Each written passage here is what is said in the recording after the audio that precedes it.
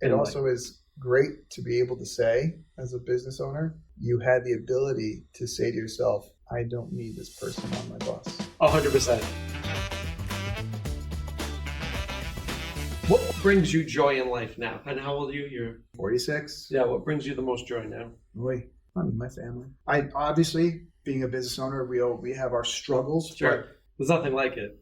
I'm very happy that not only do I have my business, but I've made it so that my business and my home and my passions can still coexist, right? I work hard. I'm home for my boys after school. I get to be around them. I get to participate in their sports. I get to play my music. Yep. Right? I get to have my wife, my family. I get to have my work, and I get to have my music. And I've integrated them. My music is part of my work. I play with the people that I work with. Right. Right? And so they're blending. And, and home life, it's not completely separate from work life. The people who are family at work come to my house and have dinner and drinks and game night, and my family is present while they're there. Yes. So you get to have all of it if you want to put it together. That's a great joy to know that it's like, I have that. Yeah, and there's tons of people who probably make more money than us. Absolutely. And you know what? I wouldn't mind making a little more, but I'm damn glad that I have this. Yeah, but what I was going to say is, but they're also working 70 hours a week. Exactly. They're also drinking. There's a lot of trade-off. There's a lot of trade-off. In order to become that level of success. Yes. And I understood that when I first opened, a lot of people who, like even clients who came to me who were, business owners and had done very well for themselves, like, oh, you must be here like day and night, 7 days a week. And I thought to myself, man, if I really wanted to succeed, I would be here 7 to 7 and weekends. But I'm not. Yeah. I leave at 4 o'clock 3 days a week, and I'm definitely not here on the weekends. I have little kids. I want to see them grow up. Well, and I think that you're doing that right, because I think that a lot of them didn't see their kids grow up. And you also just get so if you break down disease, you have dis-ease. Yes. Right? Yeah. So you're just going to be so stressed out that you're going to get sick. And then all the money that you've made, what's it for? It's going to be used to take care of your medical bills. But right. If my ambulance ride from one hospital to the other was $1,200. Yeah. You know what I'm saying? Yeah. There goes that. I think what Gen Z is doing well, better than us, is that balance of... They're pulling back. Yeah. They're pulling back. And a lot of, even in our generation, the older half of our generation is looking at going, what's wrong with you? Get to work. And I'm like, well, they're kind of looking at it going, I don't want to be like you. Right. Yeah. At least they recognize that. It's interesting because we're in the middle. We're in the middle. Yeah. So I can understand both sides. I do very much. I have an appreciation for both. Yes. So it's a pendulum swing, right? There was one end of the spectrum and there's a result on the other end. And our group got caught right in between. We had enough freedoms growing up to have our independence, but enough old school upbringing to have respect for hard work. And so that's a good point though. There comes a time where you, especially I'm not talking for myself, I feel the most alive when I'm making progress. Yes. And I'm leveling up. Yes. And sometimes that requires hard work. Yeah. But if that's not innate in say it's Gen Zer, that's going to be difficult. Sure.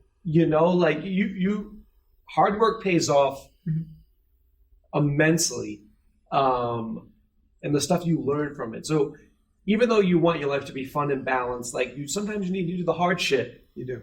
To learn. And then, that brings us to another topic.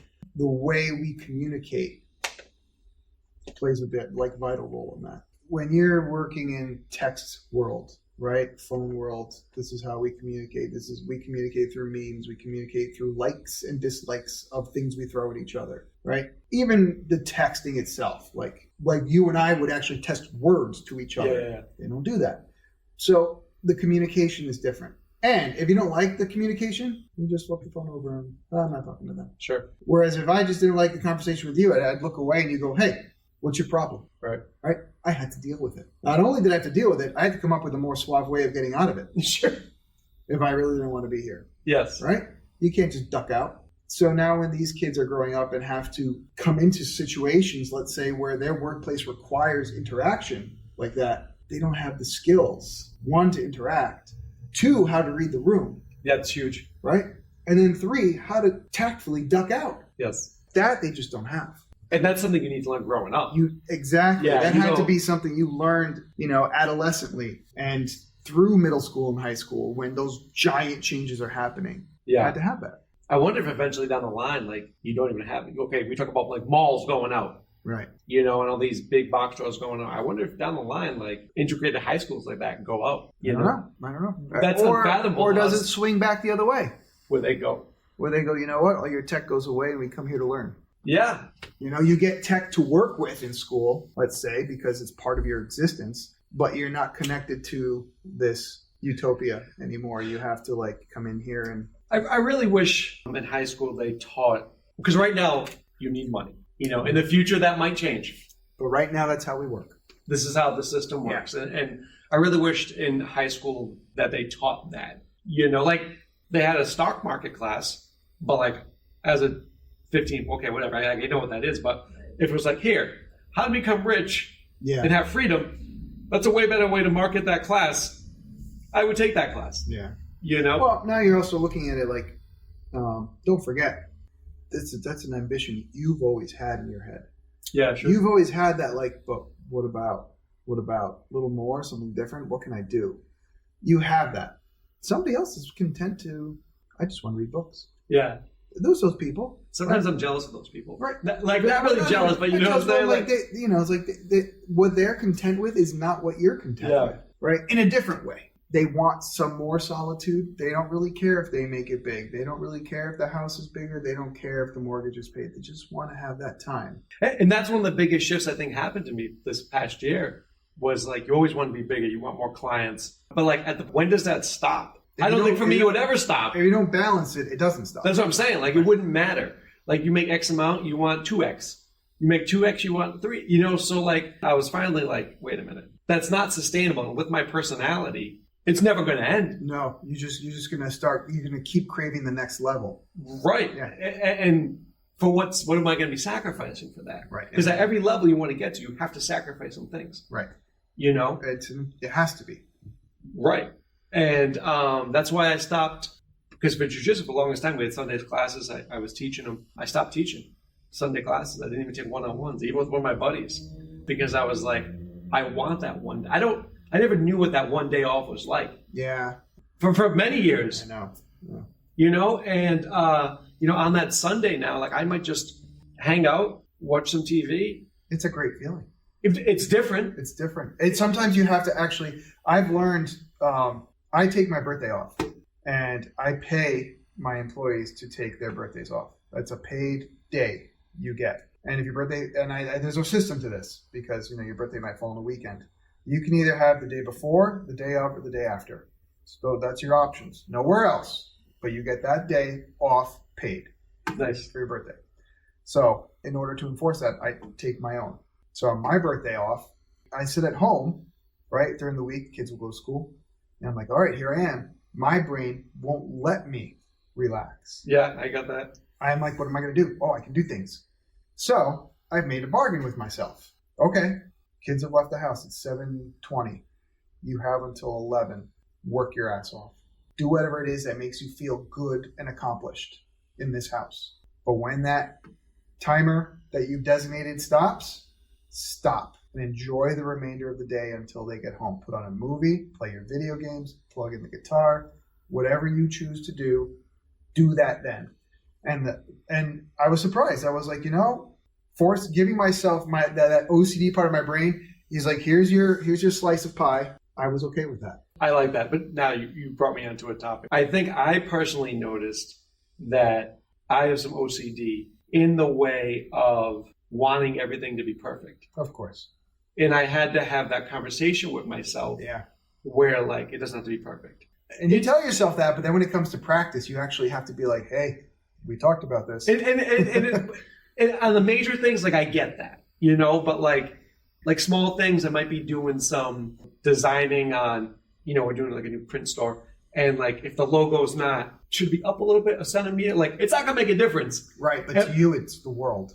Yeah. And I'll think about it. Like, and I was like, wait a minute, like I don't know if it's because I'm from an Italian family, then there's a lot of anxiety. And, it's a coping mechanism, which it is. It's true. And I had to like, wow, like, wait a minute. I think I have that. Right.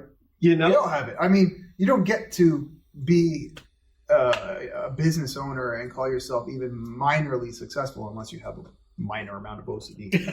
I can relate. It just kind of comes with the territory. You know, but so when you talk about bargaining, I had to talk to myself and be like, listen, let it go. Yeah. You have to. You know, and I remember like, because everybody has their own stuff they go through, but you know, you have like these, now, you know, I'm a big positive person guy. Right. And for me, I do the best when I have no negative thoughts, right? Like throughout the day, like I'm like a clean slate, you know, but then sometimes you have a thought randomly pop into your head and you're like, I don't want to have that thought. And you try to like get rid of that thought. But because of the OCD, you can't get rid of it. You have to reconcile it. Yeah. And I'm like, what the, like, this is the most ridiculous thought I've had, you know, but like you do stuff to try to get rid of it. Yeah. So now I'm trying to do more of what like Abraham Hicks says and just like let it go. Yeah. There's a little, like, lot to be said about 10 minutes of meditation. Yeah, I know. Deep breathe. Let's let the brain shut down a little bit. Let's cycle down a few, like 100 spins per minute, you know, and give it a chance to reconcile some of these things, right? Because then you can get over it, and then you can grow, and then you can find new ideas because you're not spinning and spinning and spinning over the. Do you spin? Well, yeah, of course I spin, but it's recognizing I'm spinning. Yeah, but that's hard. Sometimes right? the hardest thing. You got to recognize and be like, okay, we need a quiet space. We need to settle this. We need to take it down a notch. When I was younger, I didn't realize the way I used to do it, I would just go take a nap. Yeah, I could be studying my brains out. There's this massive exam tomorrow. But as soon as I got too overwhelmed to focus, I'm like, you know what? Fuck it. I'm going to get up early. I'm going to bed. Yeah. And that's when I would do better. Just force yourself to let it go. I never had trouble falling asleep, so it was easy for me. Well, you know? I think for me, to your point, like I think part of that made me successful. Yeah. Right? Learn to let it go. Yeah. So it's really about, and it kind of just creeps up on you. It does. And that's when you hit the ruts. Yeah. Like it was like, okay, wait a minute, hold on. Mm-hmm. Like this isn't normal. Like I wasn't like this before. I know. But you worked yourself into it. I like created it. You created it. There's a lot to be said for your mental, I mean, you know this, mental intention. As you were mentioning, like you talking about like, you know, always being positive. I don't want negative. That's because, you know, there's that classic, I love this, one of my favorite lines, like, what would you attempt to do if you knew you could not fail? Yeah. That's powerful to me. That's super powerful. That means if you didn't have fear of failure and you just chose to do something, you'd do it. Right. That's it. You would just do it. Did I say you'd be perfect at it? No, but you would do it. And then if you didn't like the way it came out, you do it again. Yeah. And you do it again. You wouldn't call it a failure. You'd say, no, I didn't like the way that turned out. I'm going to do it again. I'm going to do it again. You know, I'm going to do it different. But you keep it, that's your positive spin, right? It's like you're learning to tell yourself, don't be afraid. But we've been told that forever. Right. It's deprogramming. Well, it's funny because like, you know, like you don't have any of these thoughts or these ideations or whatever, like when you're younger, speaking for me personally, like, you know, you're a clean slate, like you're having fun, but like society. Yeah. It puts it on you. Right? Like it puts the program in. Yeah. And you find coping mechanisms when you're stressed, and then sometimes they don't serve you after a certain point. Right. You know, I remember my ex-girlfriend, she's like, you have ADHD. I go, no, I don't. Like I can focus, like if I need to focus, like I can focus. She goes, that's a symptom. I'm like, what? I was like, you serious? You know? And she's like, yeah. I'm like, oh man. I was like, and then it hit me when I was a kid, they wanted to put like, and this is in the 80s. Yeah. They wanted to put me on like ADHD medication. Uh-huh. And my mom was like, no, like he's a boy, let him go. Yeah, I can see it because my brain's like, yeah. But now as a business owner, that can be a superpower. It can. And it can also be, you know, like your greatest villain. 100%. Yeah. Because when your head's on a swivel and it's overstimulated, you don't focus on things you need to focus on. Right. And you can let things spiral out of hand. But when it's always been in you, or it's been in you for long, you think it's normal. To use it to your advantage. Yes, 100%. Yeah. But the martial arts helped me with that. So like everything, which is why I'm so glad your boys are in it, who are really good, by the way. I mean, they try. Yeah, you don't want to get hit by their strikes. But everything I have in life is from the discipline I learned being a martial artist, because I bought into that. What is a martial artist? Right. It's that guy. Yeah. You know, it's a guy who's disciplined. It's a guy who can fail, but keeps going. Yeah. You know, it's the guy who's built. It's the guy who stands up for other people. Now we go back to an old topic of ours. This goes right back to like you're subscribed to childhood heroes Yeah. that you grow up to emulate Mm-hmm. in some form or another. 100%. And how are those heroes changing over decades? Yes. They're just changing. It's not that they're better or worse. They're changing. Yeah. So We age to get a new perspective, right. on life. But that's what got me through PT school. That Sure. what got me through. Yeah, it's the thing you tell yourself, like, I wanted to be this person. I'm going to do this. Yes. And you find your resolve. Yeah, 100%. Because without that discipline, you're just like a wavering tree. Yeah. Like people pull you this way. It's funny. And I'll give you this example. When, people try to tell me I should be doing something, or if it's a telemarketer trying to get me to do something, my first reaction is like, I'm not doing what you want me to do. It's like a defiant reaction from the martial arts. Yeah. Because in the martial arts, like, you have to make your own decisions. Yeah. I'm already pre-programmed. Like, I'm like, no, I'm not going to do that. Which gives you that resolve to stand up, where peer pressure doesn't really work on me. Mm-hmm. Because I don't give a shit. Right. But I got that from being a martial artist, from being a black belt. You got that from focus to training, and then the confidence. And the 100% the confidence, right? Yeah. Because confidence will take you a long way. It's also infectious. When someone sees someone who's confident, you already trust them. Yeah. You like them.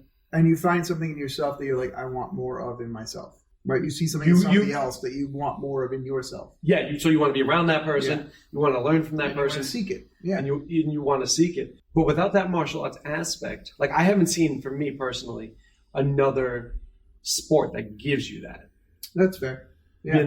Athlete baseball, and I was probably above average, but I didn't get the discipline. Yeah. You know what I'm saying? What I could probably, from an outside person, see, martial arts being a very specific type of discipline, because that involves your personal traumatic health, right? Because you're not disciplined, you could put your physical body at risk in competition, 100%, yes. right? So there's an extra level of discipline. Danger. The danger kicks in. For other people in other sports, it's the non-team sports where that same discipline is what excels you. Good point. Because you're there to compete against yourself and others, but there's no one directly to make or break you, right? It's not like, oh, well, my teammate failed. It's you. Right. It's all on you. You make the decision. Do you want to put the time and discipline in or not? Yeah, I never thought about it that way. But yeah, it's an individualized sport, even though you have it. It's a team, but you're one-on-one. Performing as an individual. You're performing for you. Yeah. Right? The stakes might be different, but to that person, they're just as high.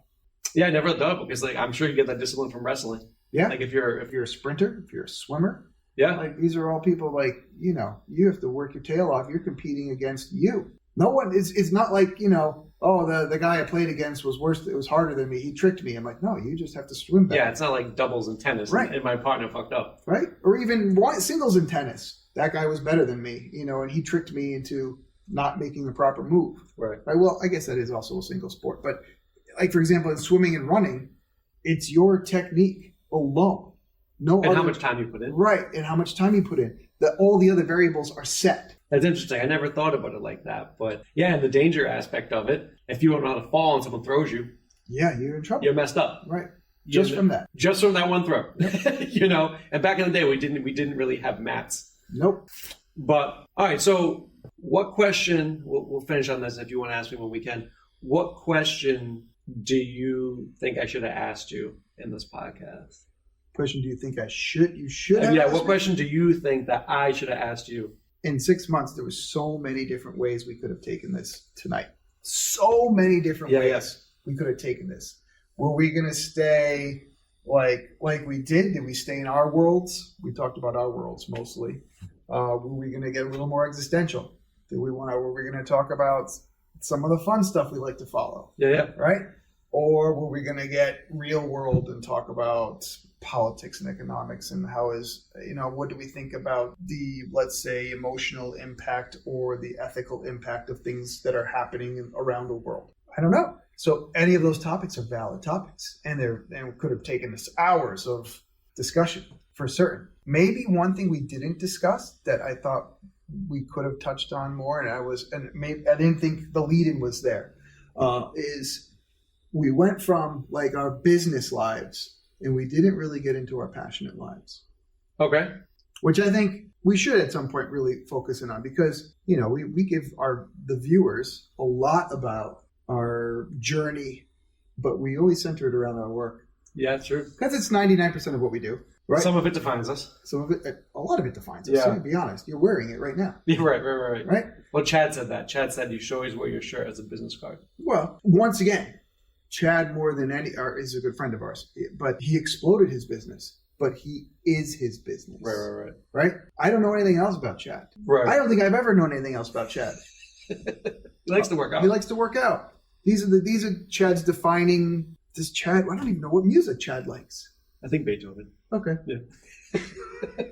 My point, right? Yeah. Like those other things that you choose to nourish, those passions. I think people would and should hear more about those. We'll set that up for the next one. Because it's those things that you don't put in the front. They make you even more who you are. Right. And that's why you're in the front in the first place. Yeah, I think it's really like showing. Like I don't like being vulnerable at all. I realize that. No kidding. I didn't know that. And filming the heart surgery and stuff like that. No one ever sees me in glasses. Like I never, I never wear them out. But it forced a real world you, a vulnerable you. Yeah, and I was uncertain. I knew I had to do it for me, but I was uncertain, like if I wanted to go that route, or if I just wanted to be that guy. I was like, yeah, no problem. I'm good. I'm always good. I'm good 100% all the time. But that wasn't the truth. No, and it's not the truth. That's why I chose to do that. And I do know a lot of people who, have equal hardships, but they always spin it like it was I'm a hard person. This is just something that happened to me by happenstance, and because I'm such a hard, strong person, I overcame it. Accept it for what it is. Yeah. You're mortal and you're vulnerable. Yes. And you didn't see this coming. You talking about me personally? No, I'm talking about, it's just you were able to say like, hey, this happened to me. Yeah. I want to share my truth. Yeah, and I thought that was a big thing. It was about, everyone has a facade that they keep up. I feel for me personally, I'm totally real. Like, who I am. Yeah, but we know who you are. But there is always the person nobody knows. 100%. That's that guy with glasses. There's always somebody, and I'm not talking about the little demon hiding in the corner that nobody knows. I mean the person, the other person that... When no one's around. When no one's around, Yeah, and I think I give myself credit of like, this is who I am. Like you said, like be who you are. Yeah. Like this is who I am. You've seen, I've been the same for probably since you've known me. Since I've known you. Yeah, I act the same way. But it was like, if I don't tell the truth, then I'm like literally lying about this whole circumstance. Right. It also gave me something to do throughout the day. Since you're in the hospital for so long. And to keep yourself from festering and all that good stuff. I watched a lot of Bigfoot and a lot of alien episodes on TV. And you're like, come on, this is going nowhere. Find him already. Oh, yeah, I never found Bigfoot, just so you know. Bigfoot. I always want him to find Bigfoot. After the marathon. But let's finish with it. What question did you want to ask me that we didn't go over? I didn't have one. Seems about right. I know, I really didn't have one. I thought about it. I was like, well, where do Marc's definitely gonna have questions for you. This is his style. He likes to have a few questions to shake things up. So what are you gonna throw back at him? My brain was going, what am I gonna throw back at him? How am I gonna stump him? What am I gonna do? I'm gonna make this fun. And I didn't want to. It's funny because I asked you off camera, like if you wanted to put the cowboy hats on and stuff like that. But for me, like I was cool with this vibe of just talking. Yeah. Number one, I was excited because I told you off camera, like a lot of stuff happened today. Yeah. My personal life. And I just wanted to have like a conversation with a friend. Oh, I know what I wanted to ask you. But anyway, I wanted to have a conversation with my friend. I didn't want to go too silly. I actually didn't even want to go too new age. Yeah. We didn't want. Likewise, because we could go for hours. Yeah, but I didn't. I didn't want to do that either. I just wanted to keep the talk. I just wanted to talk, and that's why I didn't want any questions. I was like, no, I kind of liked it. The last time we came, there was a topic of the day because it was. Is that when you were playing guitar? No, what's his name? It just passed away. Apollo. Oh yeah, we were talking about Carl Weathers. Carl Weathers had passed away, and that was our lead-in that night. Yeah. And I had a bunch of things in my head ready to go. Carl Weathers came up and changed the whole dynamic of how we opened that. Yeah. Right? And in my brain, I was like, let's just go with that.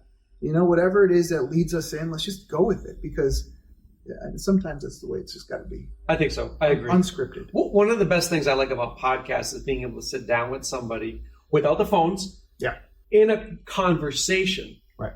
Like, okay, we've been an hour and a half, whatever it's been, but like, when's the last time you had a sit down conversation with a buddy like that? And just let it all. You know what I'm saying? Right, like, and again, like we can disagree about things too, but absolutely. But we still spend time to communicate it. We'll, figure it out. It's almost like a lost art, I think. Yeah, it is. Well, I think you can say yes to this too. We're too scheduled. Yeah. Never mind the kids. We're too scheduled.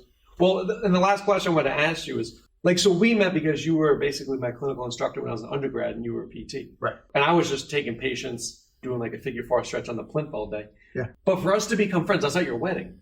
Yeah. Right? And other people were at your wedding too, but we stayed in contact. Yeah. Why do you think that is? And we never even communicated nearly as much as we do now. Right. Right. Not in this way. Not in this way. Yeah. It was always like, What was friendly? It was friendly, work, and jiu-jitsu. Those were the 3 topics. But I don't know. I think there's just, sometimes you just individuals maybe on a higher plane or just the way they are, they click. And you sense something in someone that it's like, I like being around this guy. Yeah, right? And I think that just happened. Yeah, and I think that's one of the most magical things that can happen with a friend or a friendship. Oh, absolutely. And we all have, right? I have one really good friend that I picked up we met in 6th grade, and we had been inseparable. And in high school, we took different paths. Yeah. Right? Now, he came from a totally different upbringing. So he totally expressed himself, right? He was very alternative, very grunge. And I always was like, I really want to be more like him, but I'm stuck in this old Italian household and I got to look nice. Like they would never let me, right? And I was still considered to be the punk of the family with my skateboard and my skater. Like my hair was a mess compared to what my dad thought it should be, right? And I was still the trailblazer for my brother and for some of my extended family with the way I acted. And I could be nothing like him, right? He was considered to be so much more of a bad boy. He wasn't a bad boy. He just, he definitely just followed his own path. He was getting into film. I was going more into like medicine, and I was getting really excited about like anatomy class. But we were still pretty close. And then we developed different friend groups, and I barely ever saw him. But when I did see him, it's like we never stopped. Yeah. Right? Now we live in different states. We get together once in a while. We chat mostly via the phone because that's how you do it. But when we do see each other, like I'm going to be at this concert. Yeah, me too. And we go to parking lot. It's like it never stopped. It's just time stopped. And now we pick right back up. Yeah. And those are the people, though, it's like you say, that magic.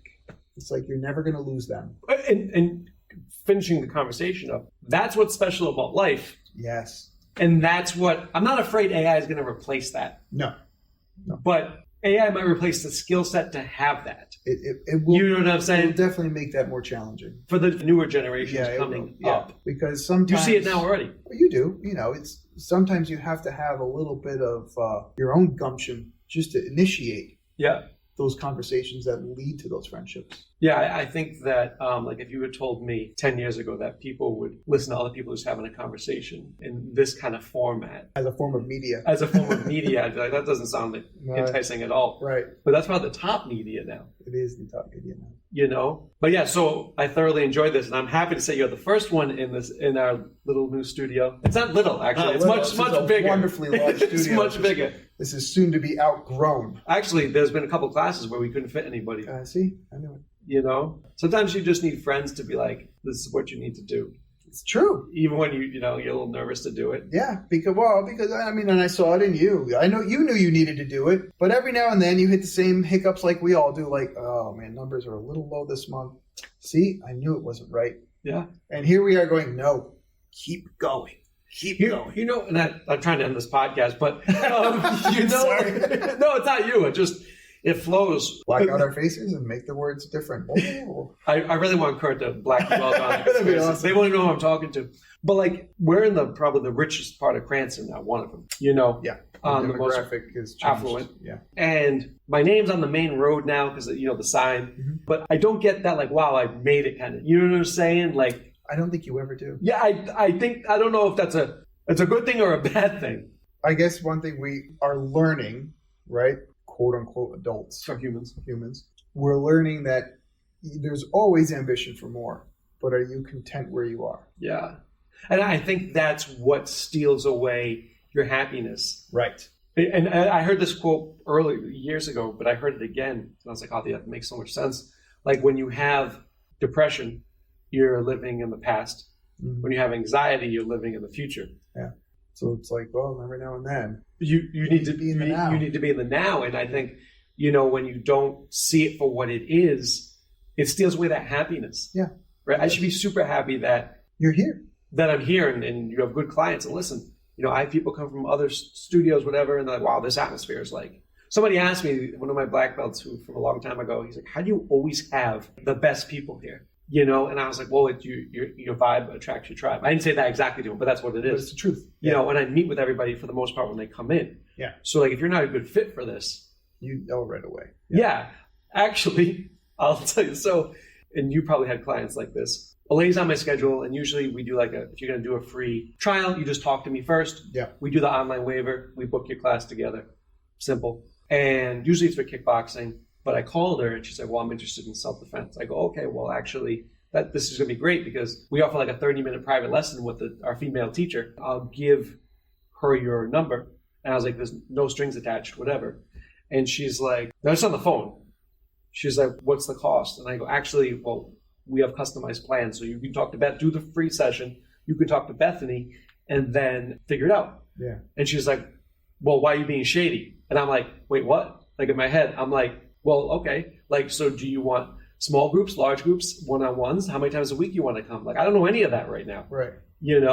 And she was going on and on. And I go, listen, like, she's like, why do we have to do whatever? I was like, well, we want to make sure we're both a good fit for each other. And I was like, based on this conversation right now, doesn't look it. It doesn't look it. So I'd actually recommend that you find another studio, basically. Yeah. Right. And I'm like, I'm not being shady. I don't know what you want. Right.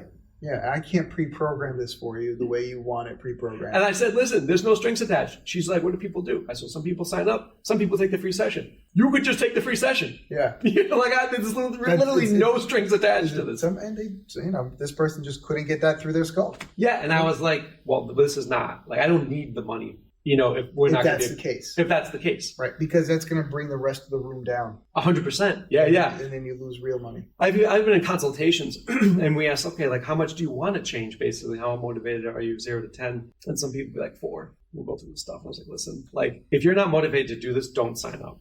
Yeah. Because it's not going to be a good experience for me or you. And probably I'll have to refund you your money because you're going to do it, sign up, go home and be like, I don't want to do it. Right. And like, again, you can't teach desire. Right. That's where a business like this takes a little time, right? Because over time, you're growing your culture. And just like you said, how many people stick around more than a year? Similarly, in my world in PT, over 10 years of operating, I see some of the same faces come back again and again and again and again. Like, oh, hey, I've been here for 5 years for like 7 injuries. What are you for? And I think about it, I'm like, geez, I hear that more and more and more because I'm cultivating a group of people who, they're hardworking people. They get hurt and they need patching, but they'll always come back. The same faces will always come back because they're part of your culture. Yeah, and they're like you. Right. And in other words, like, little by little, you're filtering more, and that room grows. Yeah. And the ones that didn't stick around, they kind of come and go. Right. And they weren't a good fit. And the ones that are stick around, and it just grows and grows. And then they find more like-minded people. Right, and you're growing your tribe. Right, you're growing your tribe. Yeah, it's definitely, I think that's the biggest thing where it's like your mindset. It also is great to be able to say, as a business owner, you had the ability to say to yourself, I don't need this person on my bus. 100%. Right? Without having the fear of like, yes, everyone, please, I need to grow. Now you're like, whoa. I understand my room. I don't need this person on the bus. Yeah, because they'll tip the bus over. Right. Yeah. Right. They'd like to be able to recognize that this is where we are in our growth right now. The challenging part of that is when you first start out, you need everybody. No, exactly. You want everybody. But then you come to that point where you're like, I just turned someone down. Yeah. For the better of the whole room. Right. And that was a good thing.